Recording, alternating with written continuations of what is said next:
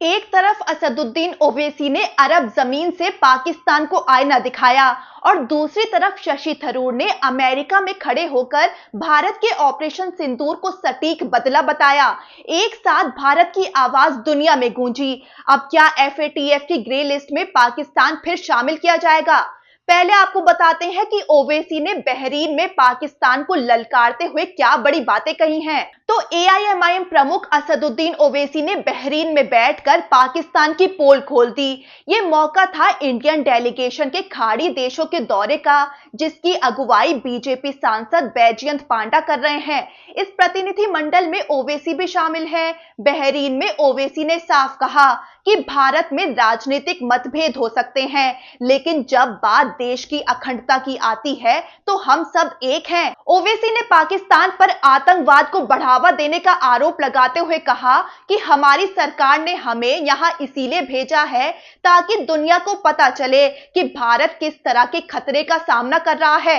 उन्होंने आगे कहा कि पाकिस्तान लगातार आतंकवादी समूहों को समर्थन दे रहा है। जब तक वो ये बंद नहीं करेगा तब तक आतंक की समस्या खत्म नहीं होगी। ओवैसी ने पहलगाम आतंकी हमले का जिक्र करते हुए बेहद भावुक बात कही। वो बोले कि 6 दिन पहले शादी करने वाली महिला 7वें दिन विधवा हो गई।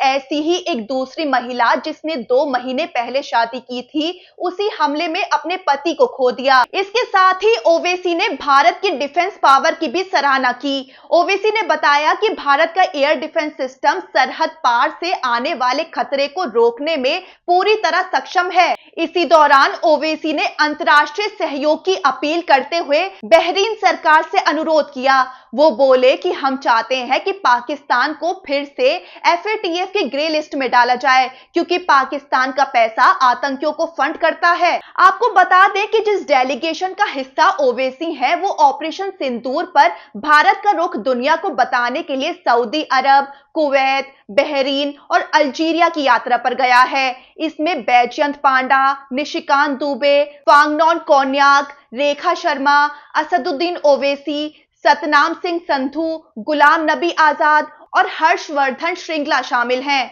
अब बात करते हैं दूसरे डेलीगेशन की, जिसमें कांग्रेस के शशि थरूर शामिल हैं।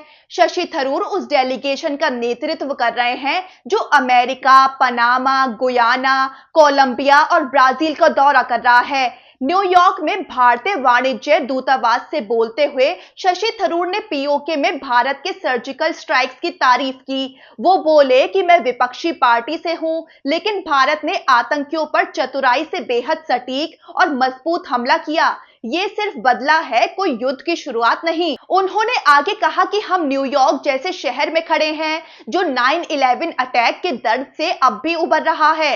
वो बोले कि हम दुनिया को याद दिलाना चाहते हैं कि आतंकवाद एक वैश्विक अभिशाप है और इससे मिलकर लड़ना होगा।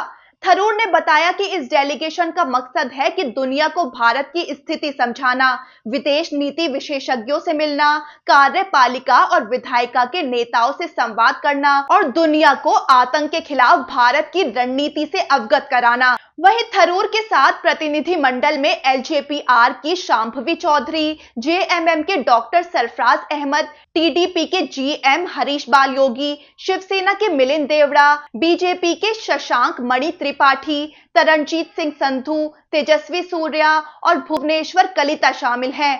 तो एक मंच बहरीन का हो या दूसरा न्यूयॉर्क का, भारत की सुरक्षा पर एआईएमआईएम और कांग्रेस दोनों के नेता पाकिस्तान पर गरजते दिखे। ओवैसी और थरूर दोनों ने एक सुर में दुनिया को बताया कि भारत आतंकवाद पर कोई समझौता नहीं करेगा। तो सवाल ये है, क्या अब पाकिस्तान पर अंतर्राष्ट्रीय दबाव और बढ़ेगा और क्या एफएटीएफ फिर से पाकिस्तान को ग्रे लिस्ट में डालेगा?